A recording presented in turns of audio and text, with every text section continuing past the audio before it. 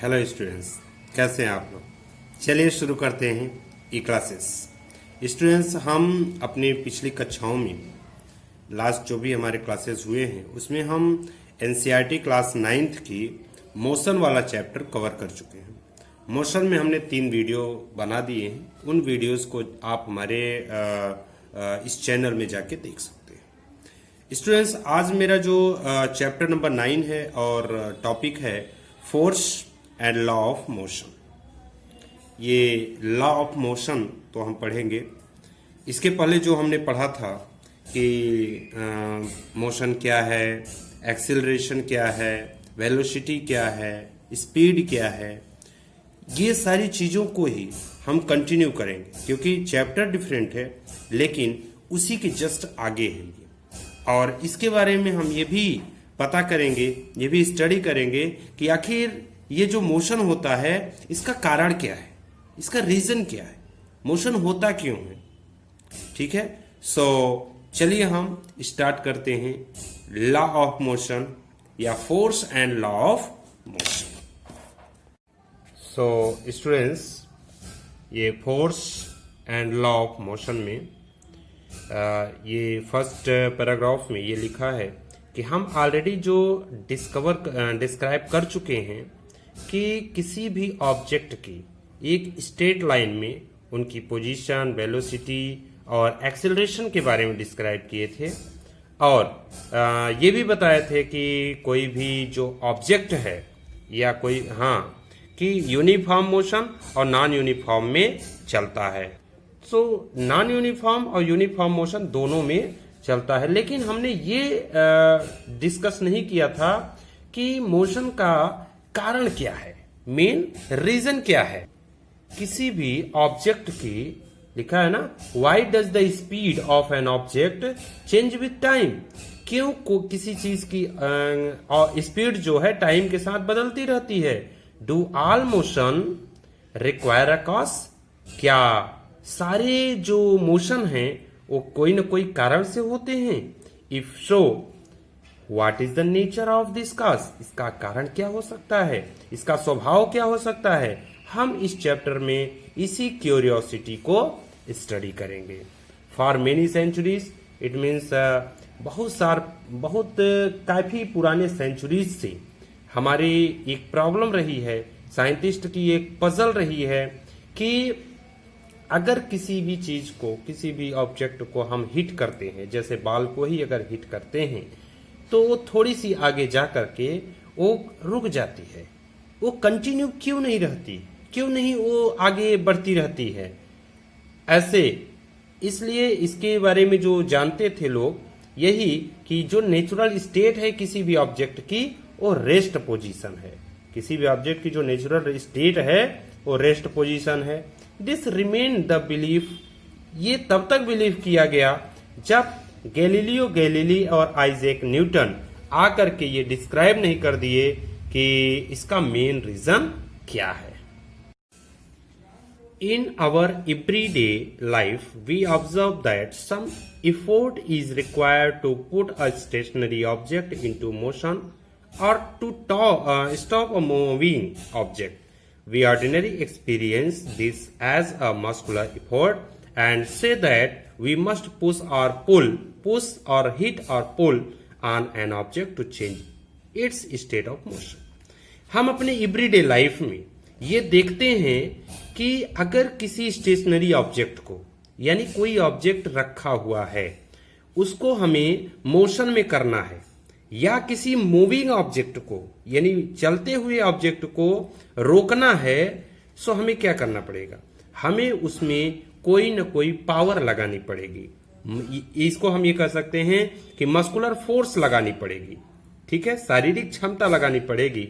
सो ये होता है कि या तो हम उसे पुश करेंगे मोशन में ले जाने के लिए, हिट करेंगे, या पुल करेंगे, खींचेंगे रोकने के लिए ऑब्जेक्ट को उसके स्टेट से बदलने के लिए, उसके स्टेट को चेंज करने के लिए। अगर वो मूविंग स्टेट में है तो उसको रेस्ट में बनाने के लिए, अगर रेस्ट में है तो मूविंग में करने के लिए या तो उसको पुश, हिट या पुल करेंगे। The concept of force is based on this push.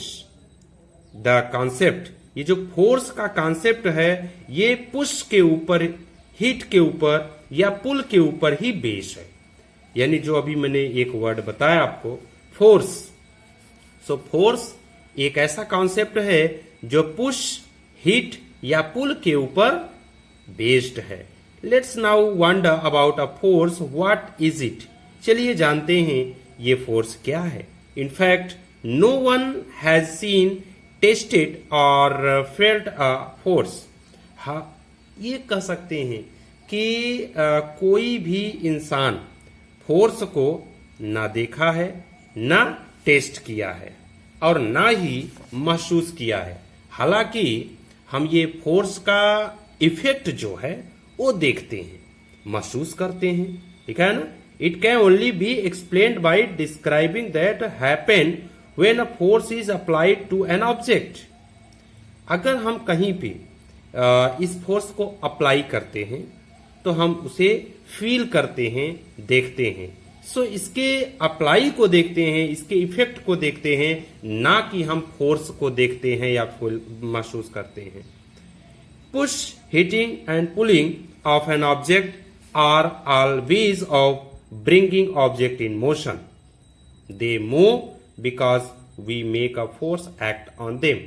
So अगर हम किसी भी ऑब्जेक्ट में पुश करेंगे, हिट करेंगे या पुल करेंगे तो हमेशा ये क्या करेगा, उस ऑब्जेक्ट में मोशन करेगा, उस ऑब्जेक्ट के मोशन में चेंज करेगा।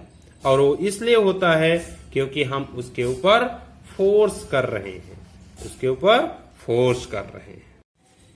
From your studies in earlier classes, you are also familiar with the fact that a force can be used to change the magnitude of velocity of an object.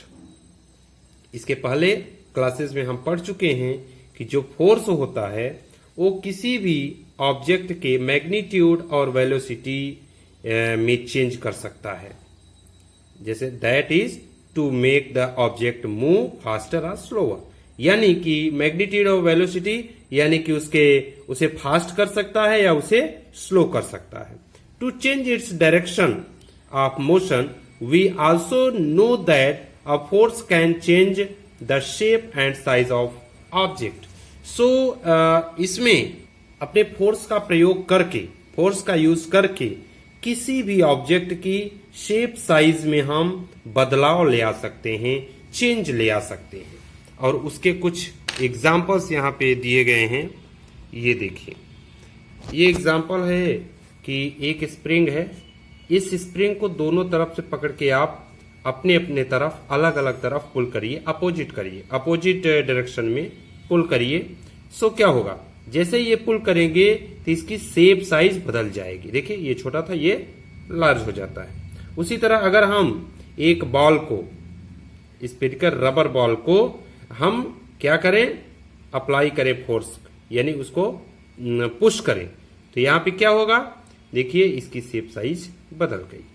और ये diagram हम ये देखते हैं, इसके पहले वाला है कि किसी भी चीज में हम देखिए यहाँ फोर्स लगा रहे हैं। The trolley moves along the direction we push it. हम इसमें पुश कर रहे हैं तभी ये ट्रॉली एक डायरेक्शन में जा रही है। The drawer is pulled. जो ये ड्रावर है किसी अपने ऑफिस वगैरह में रखे जाते हैं, अपने तरफ पुल करेंगे तभी ये खुलता है। The hockey stick hit the ball forward. Hockey के जो ये बैट है, इससे जब हिट करेंगे तभी बॉल फॉरवर्ड होगा। सो यहाँ पे pushing, pulling, hitting object change their state of motion.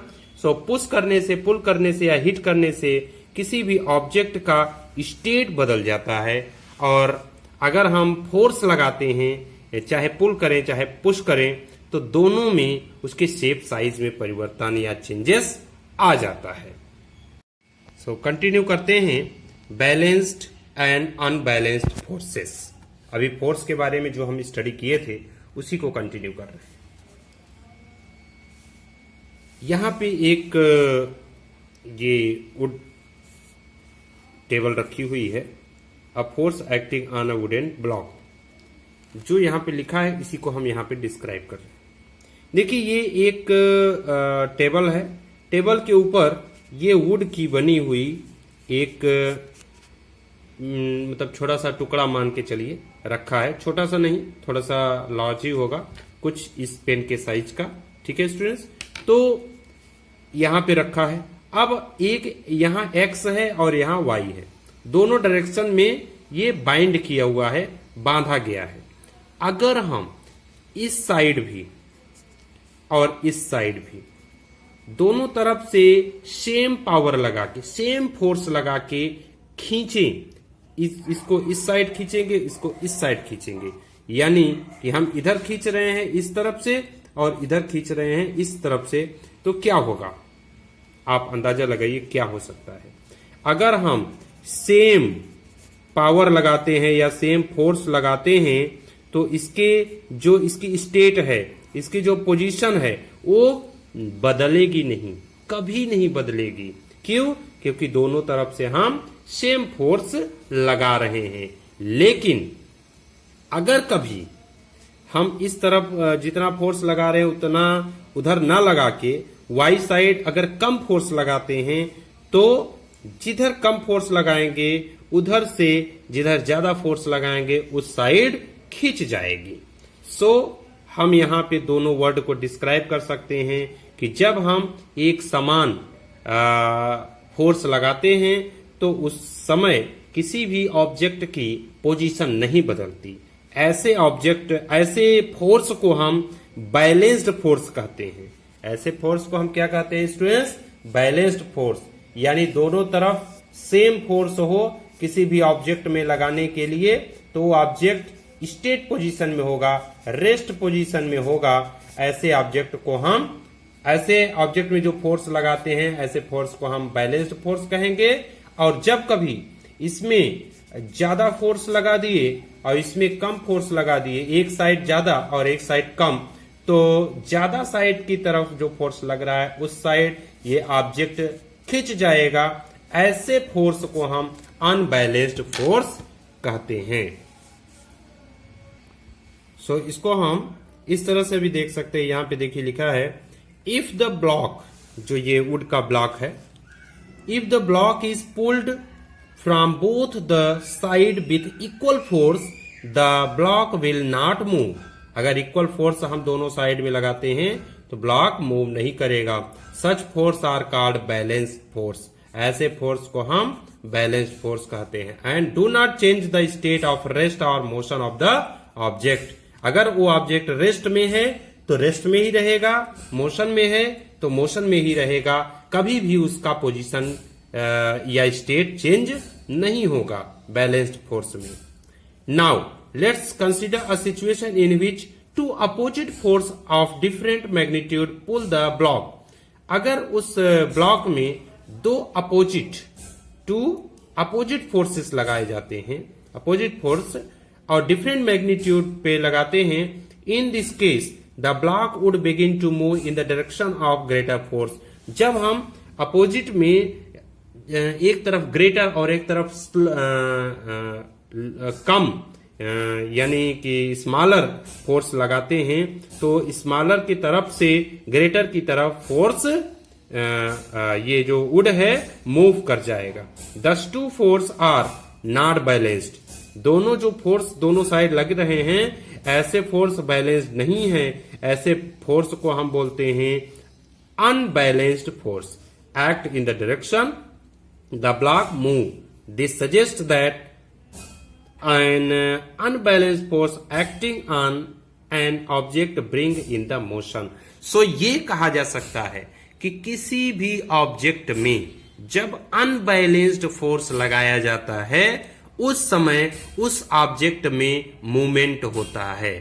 अगर वो रेस्ट पोजीशन में है तो रेस्ट से मोशन में आ जाएगा, अगर वो मोशन पोजीशन में है तो रेस्ट पोजीशन में आ जाएगा अनबैलेंस्ड फोर्स के through.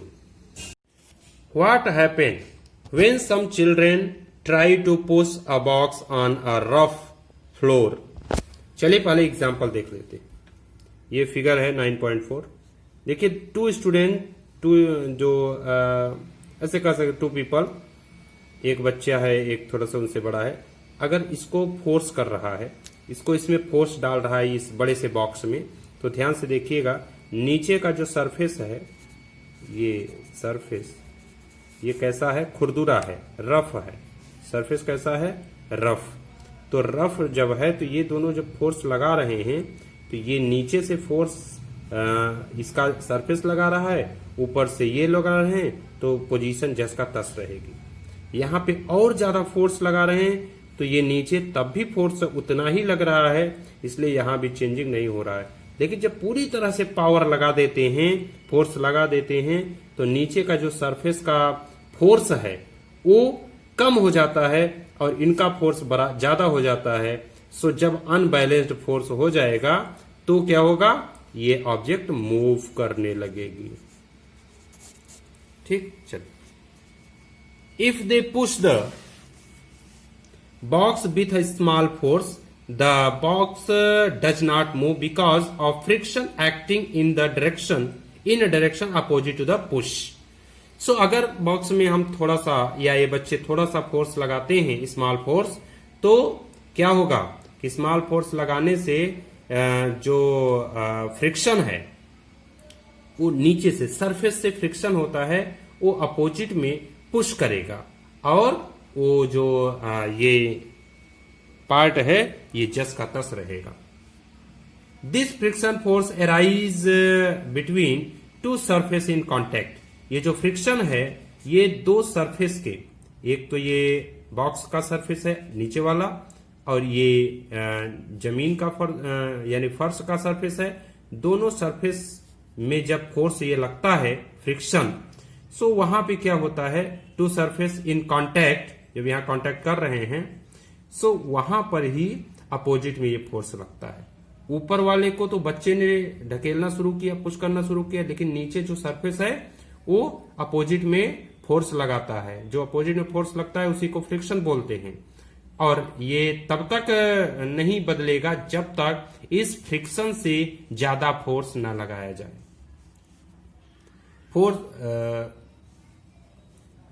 In this case, between the bottom of the box and floor rough surface, it balances the pushing force and therefore the box does not move. Balance रहता है और box move नहीं करता। The children push the box harder. Children क्या करते हैं, box को harder push करते हैं, box still does not move, box तब भी मूव नहीं करता। This is because the friction force still balanced the pushing force. जितना पुशिंग फोर्स हो रहा है उतना ही फ्रिक्शन फोर्स हो रहा है, इसलिए वो बैलेंस्ड है और बॉक्स में कोई चेंजिंग नहीं आ रही है। If the children push the box harder still, the pushing force become bigger than the still frictional force. जब कंटिन्यू तेजी से फोर्स करते रहेंगे बच्चे, तो जो पुशिंग फोर्स होगा वो बिगर हो जाएगा फ्रिक्शनल फोर्स से। जब फ्रिक्शन फोर्स से ज्यादा हो जाएगा pushing force, there is an unbalanced force. वहां पे अनबैलेंस्ड फोर्स हो जाएगा, क्योंकि एक का ज्यादा हो रहा है, बच्चों का ज्यादा हो रहा है फोर्स, और फ्रिक्शन फोर्स कम हो रहा है। So the box start moving, box move करना शुरू कर देती है। स्टूडेंट्स, आई होप कि आपको ये एग्जाम्पल्स फोर्स का अच्छा लग रहा होगा और आप अपने एवरीडे लाइफ में इसका एक्सपीरियंस कर सकते हैं। सो हम इसको कंटिन्यू करते हुए और भी बहुत सारे एग्जाम्पल लेते हैं और सारे के सारे आपके सिलेबस में हैं, इन्हीं को स्टडी और डिस्क्राइब कर रहे हैं। What happen when we ride a bicycle? When we stop pedalling, the bicycle begin to slow down. This is again because of the friction force acting opposite to the direction of motion. In order to keep the bicycle moving, we have to start pedaling again. It thus appearing that an object maintain its motion under the continuous application of an unbalanced force. So यहाँ पे क्या होता है students, कि जब आप कभी bicycle ride करते हो, चलाते हो बाइसिकल को, सो वहां पे आपने पैडल मारा, जब पेडलिंग करते हैं तो साइकिल रुकी हुई रहती है तो चलना शुरू कर देती है और तब तक चलती है जब तक आप पेडल मारते रहते हो। लेकिन अगर पेडल मार के आप रोक दिए तो थोड़ी ही दूर में जा करके वो रुक जाती है साइकिल। और ऐसा क्यों होता है? क्योंकि friction force acting opposite to the direction, जो फ्रिक्शन फोर्स होती है वो डायरेक्शन के अपोजिट में एक्ट करती है। इसको कीप करने के लिए, बाइसिकल को मूविंग बनाए रखने के लिए आप pedalling again and again continue रखेंगे, यानी पैडल साइकिल में लगातार मारते रहेंगे और जब तक मारेंगे तब तक वो साइकिल चलती रहेगी। सो इसको मेंटेन करने के लिए आपको कंटिन्यू बैलेंस अनबैलेंस्ड लगाना पड़ेगा। मेंटेन करने के लिए साइकिल में कैसा फोर्स लगाना पड़ेगा? Unbalanced force. क्यों? क्योंकि जो साइकिल के व्हील में, चक्के में नीचे से, जमीन से ये साइकिल है तो साइकिल के ये और यहां सरफेस है, तो जो ये सरफेस में अपोजिट लगता है और साइकिल आपकी कंटिन्यू उधर जा रही है, तो ये जो फोर्स लग रहा है फ्रिक्शन, ये कौन सा फोर्स लग रहा है? Friction force. तो ये फ्रिक्शन फोर्स जब तक इक्वल या ज्यादा होगी तब तक आप साइकिल नहीं चला सकते। सो हमेशा फ्रिक्शन फोर्स से ज्यादा जब आप लार्जर बिगर फोर्स लगाएंगे तो इससे आपका फोर्स ज्यादा हो जाएगा, साइकिल चलने लगेगी और ऐसे फोर्स को अनबैलेंस्ड फोर्स भी कहते हैं। सो however it is quite incorrect. फिर भी ये पूरी तरह से सही नहीं है। An object move with a uniform velocity when the force pushing force and frictional force acting on the object are balanced and there is no net external force on it. If an unbalanced force is required on the object, there will be change either in its speed or in direction it's moving. So students, अभी जो मैंने आपको बताया कि जो आप मानते हो कि अनबैलेंस्ड फोर्स लगता है तभी साइकिल चलती है, तो बात सच है लेकिन ये क्वाइट इनकरेक्ट है। वो ऐसा क्यों? क्योंकि देखिए, जब साइकिल रेस्ट में है तो आपने अनबैलेंस फोर्स लगाया, यानी फ्रिक्शन फोर्स से ज्यादा अपना फोर्स लगाया और साइकिल मोशन में हो गई, साइकिल मूविंग करने लगी। लेकिन जब मूविंग करने लगी तो आप पेडल कंटिन्यू कर दिए। पेडल कंटिन्यू किए तो एक इक्वल पेडल अगर आप मारते जाएंगे तो साइकिल कंटिन्यू चलती जाएगी, और जब इक्वल पेडल मारते जाएंगे तो साइकिल कंटिन्यू चलती जाएगी। ऐसे को हम बैलेंस्ड फोर्स बोल देंगे, ठीक है, बैलेंस्ड फोर्स बोल देंगे। लेकिन जब हम एक्स्ट्रा, यानी जितना पेडल लगा रहे हैं उससे भी ज्यादा अगर पेडल लगाते हैं, तब हम उसके डायरेक्शन को, उसके स्पीड को बदल सकते हैं। कैसे? अगर आपकी साइकिल 1 मिनट में 1 मीटर जा रही है, अगर आपकी साइकिल 1 मिनट में 1 मीटर जा रही है, सो 1 मिनट में 10 मीटर जा रही है, तो आप इसमें और ज्यादा फोर्स लगा देंगे तो वो फोर्स बैलेंस से अनबैलेंस्ड हो जाएगा। क्योंकि जितना इक्वल आप फोर्स लगा रहे हैं तो 1 मिनट में 10 मीटर जा रही है, उससे जब एक्स्ट्रा फोर्स लगा देंगे तो वो फिर अनबैलेंस्ड फोर्स हो जाएगा और फिर वो इसकी स्पीड बदल जाएगी। आप उसकी डायरेक्शन को बदल सकते हैं। आप तो चाहो तो उस गाड़ी को, उस साइकिल को रोक सकते हो अनबैलेंस्ड फोर्स लगा के। कैसे? ब्रेक लगा दो। जब ब्रेक लगा दोगे तो आप जब कंटिन्यू पैडल लगा रहे हो तो पैडल से जो पावर लग रही है, पैडल रोक के जब ब्रेक आप लगाओगे तो ब्रेक की जो फोर्स है वो भी ब्रेक के पास जो फोर्स लगती है वो फ्रिक्शनल फोर्स जैसी ही होती है, तो वो फोर्स आपके पैडल से ज्यादा हो जाएगी और वहां भी अनबैलेंस्ड फोर्स लगेगा और आप अपनी साइकिल को रोक सकोगे। सो इससे ये क्लियर होता है कि अगर किसी भी ऑब्जेक्ट में हम एक्स्ट्रा या डिफरेंट फोर्स नहीं लगाते तो वो ऑब्जेक्ट जस का तस रहेगी। अगर मूव कर रही है तो मूव करती रहेगी और अगर रेस्ट पोजीशन में है तो रेस्ट पोजीशन में ही रहेगी। ये बात गैलीलियो ने आकर के इसको इंट्रोड्यूस किया और उन्होंने देखा कि he observe that when a marble roll down an inclined plane we its velocity increase. So वो ये देखे कि अगर कोई प्लेन सरफेस है, ठीक है, प्लेन सरफेस में जैसे ये प्लेन सरफेस है, यहाँ एक गोली ऊपर से छोड़ दी जाती है, वो कंटिन्यू चलती रहेगी और चलती तो रहेगी, साथ में इतनी तेज ऊपर उठेगी कि वो आगे भी हो सकता है कंटिन्यू रहे। लेकिन in the next chapter you will learn that marble fall under the unbalanced force of gravity as its roll down and attain the definite velocity by the time it reaches the bottom.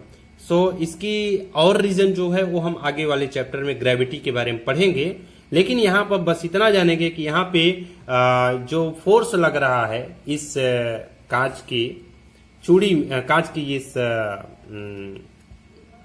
गोली में, सो उसमें क्या होता है कि जब ये continue वहां से चलती है तो इसमें एक्स्ट्रा फोर्स लग जाता है और इसकी स्पीड बढ़ जाती है। लेकिन जैसे ऊपर चढ़ना होता है तो कंटिन्यू चढ़ती तो है लेकिन आगे जाके रुक जाती है। वो इसलिए होता है क्योंकि ये यहाँ पे फोर्स जो इसका फ्रिक्शनल फोर्स है वो ज्यादा हो जाता है। Its velocity decrease when it climb up as shown, वहां पे shown किया गया है। So the marble resting on an ideal frictionless plane inclined on the both side. Galileo argued when the marble is released from left, it would roll down the slope and go up on the opposite side to the same height from which it was released. If the incline was plane on both sides are equal, then the marble will climb the same distance that it covered while rolling down. If the angle of incline, तो इसमें यही कहा है। सो यहाँ पे देखिए, ये हम एक एंगल से समझते हैं कि ये जो कांच की गोली है ये ऐसे चलेगी, तो ये सेम एंगल पे अगर होती है तो यहां से जब छोड़ा जाएगा तो यहां से नीचे आने पे इसके मोशन में कंटिन्यू चेंजेस होता जाएगा, क्योंकि ऊपर से आने से इनके मोशन में चेंज होगा और ये जितना ऊंचे से छोड़ा जाएगा उतना ही ऊंचे इस साइड जाएंगे। लेकिन अगर हम इसके एंगल को बदल दें, इस एंगल पे ले आ दें, तो यहां से जब आएगा तो इससे ऊपर जाने के लिए और ज्यादा फोर्स की आवश्यकता होगी, और जैसे इसका एंगल अगर ऐसे कर दिया जाए तो यहां तक जाने के लिए और ज्यादा फोर्स की जरूरत होगी। लेकिन अगर हम इसको यहां से आने के बाद इक्वल कर दें, एंगल को एकदम 180 डिग्री पे कर दें, तो क्या होगा कि वो कंटिन्यू जाती रहेगी और इसमें जो अनबैलेंस्ड फोर्स होगा वो जीरो होगा। जब अनबैलेंस्ड फोर्स जीरो हो जाता है तो ये कभी रुकेगी नहीं, ये कंटिन्यू चलती रहेगी। हालांकि आगे चल के फ्रिक्शन इस पे भी वर्क करेगा और कहीं न कहीं आगे जाके रुक जाएगी। गैलीलियो के कॉन्सेप्ट को देखते हुए न्यूटन्स ने भी अपने कुछ थिंकिंग रखे। चलिए जानते हैं न्यूटन्स के बारे में।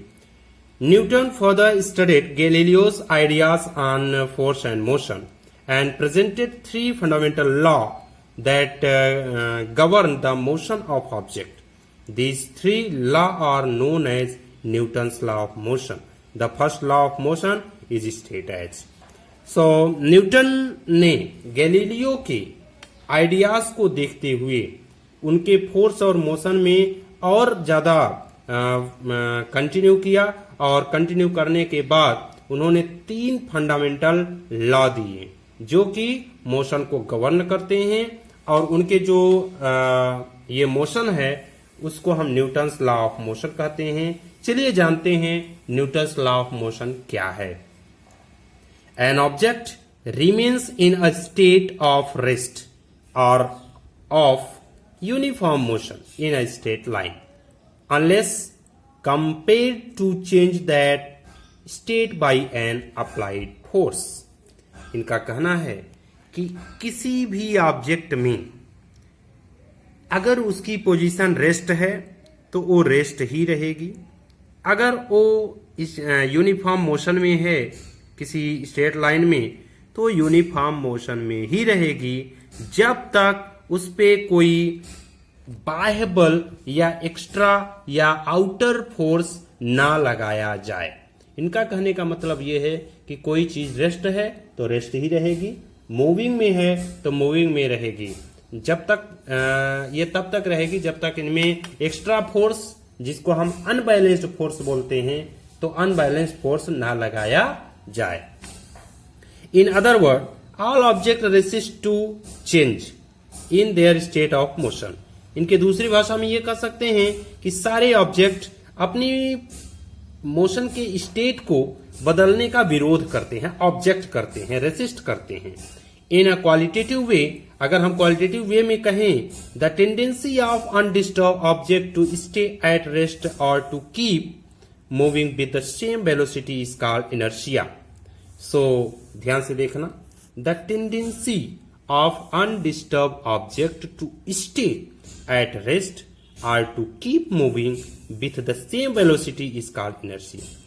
एक ऐसी टेंडेंसी जिसमें किसी ऑब्जेक्ट के रेस्ट पोजीशन में रखने के लिए और या अगर मूविंग पोजीशन पे है तो मूविंग पोजीशन पे रखने के लिए अनडिस्टर्ब टेंडेंसी चाहती है, उसको हम इनर्शिया कहते हैं। सो एक ऐसी टेंडेंसी है जिसमें कि किसी भी ऑब्जेक्ट में सेम पोजीशन पे यानी सेम स्टेट में रखने के लिए वो होती है, अगर उसके पोजीशन से हटाने की कोई कोशिश करता है तो वहां पे वो भी ऑब्जेक्शन या रेसिस्ट करती है। सो सेम पोजीशन रखने के लिए किसी भी ऑब्जेक्ट में इनर्शिया कहलाती है। क्या कहलाती है? Inertia. This is why the first law of motion is also known as law of inertia. ये इसीलिए क्योंकि फर्स्ट लॉ ऑफ मोशन और इनर्शिया सेम चीजें समझ में आ रही हैं, इसलिए इनको फर्स्ट लॉ ऑफ मोशन को लॉ ऑफ इनर्शिया कहते हैं। क्योंकि फर्स्ट लॉ ऑफ मोशन भी यही कहता है कि कोई भी ऑब्जेक्ट अगर स्टेट मोशन पोजीशन में है तो मोशन में ही रहेगा, अगर रेस्ट पोजीशन में है तो रेस्ट ही रहेगा, जब तक इस पे कोई बाह्य बल या अनबैलेंस्ड फोर्स ना लगाया जाए। और सेम यही लॉ इनर्शिया का भी है। Certain experience that we come across while traveling in motor car can explain on basic law of inertia. यहाँ पे इनर्शिया का रूल लागू होता है कि जब कभी किसी गाड़ी पे आप कार पे बैठे हो और वो कंटिन्यू एक पोजीशन से एक कंटिन्यू यूनिफॉर्म मोशन में चलती रह रही है, चलते चलते अगर कहीं पे वो ब्रेक लगा देती है तो ब्रेक लगाने से उसमें एक अनबैलेंस्ड फोर्स लगा दिया जाता है।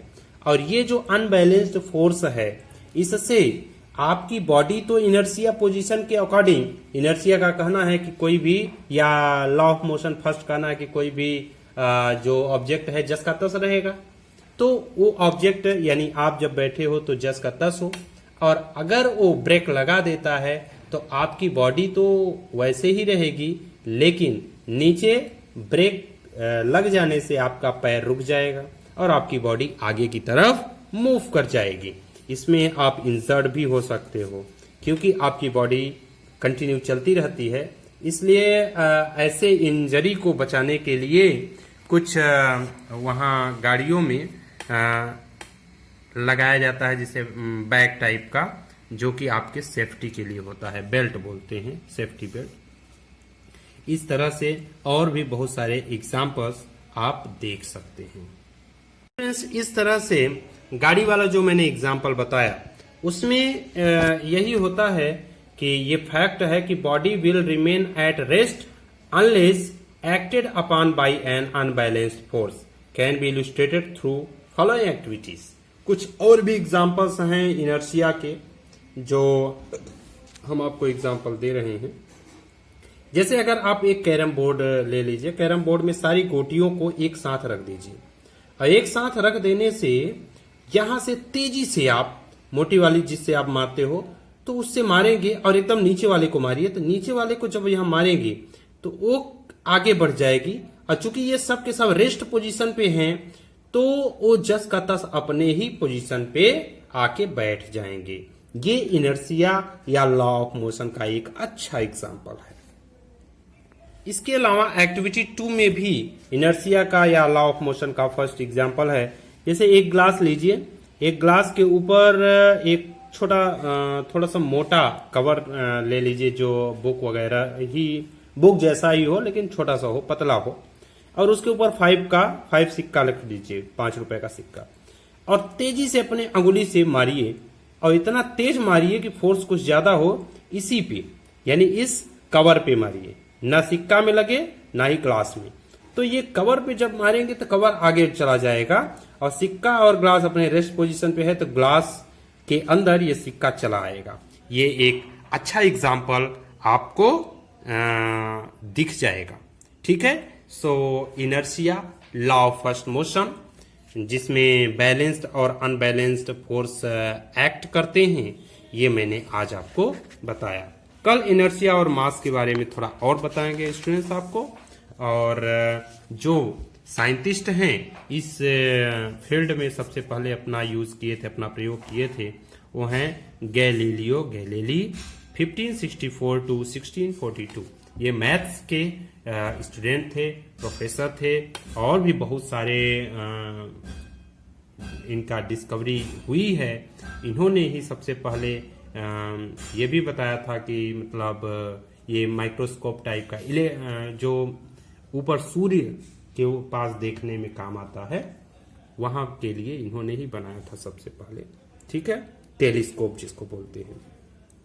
सो इस तरह से आप, आई होप कि आपको अच्छा लगा होगा मेरे डिस्क्रिप्शन, और आप हमारे वीडियोस को लाइक करिए, शेयर करिए और सब्सक्राइब करिए। अपने फ्रेंड्स के साथ शेयर करिए और अपने जान पहचान के साथ शेयर करिए, जिससे उन्हें भी इस चीज़ के बारे में नॉलेज मिले। हमारे इस चैनल में एनसीईआरटी बुक के काफ़ी टॉपिक डिस्क्राइब कर चुके हैं, सो आप उनको भी जाके हमारे चैनल में जाइए और वहाँ पे विजिट करिए, देखिए। Thanks for watching.